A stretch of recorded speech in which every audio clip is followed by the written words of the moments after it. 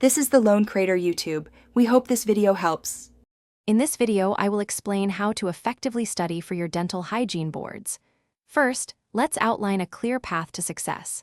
Begin by understanding the exam structure and the key domains it covers. This foundational knowledge will guide your study plan.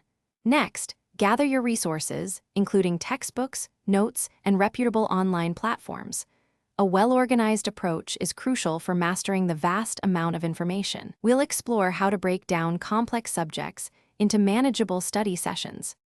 Now, let's dive into effective study strategies. Prioritize high-yield topics that frequently appear on the exam, such as pharmacology and oral pathology.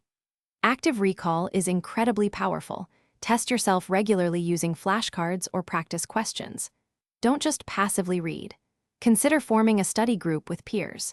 Discussing difficult concepts and explaining them to others can solidify your understanding and expose you to different perspectives, making your learning more robust and comprehensive.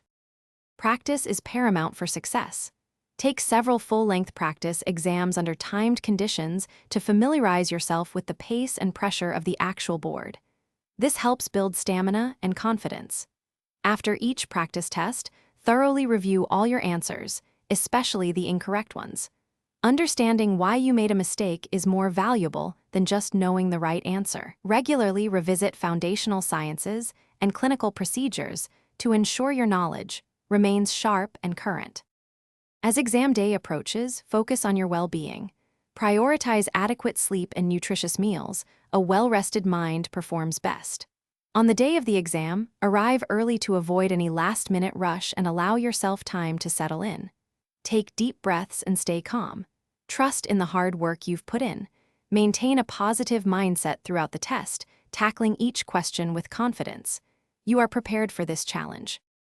Thanks for watching. Consider subscribing if we helped you.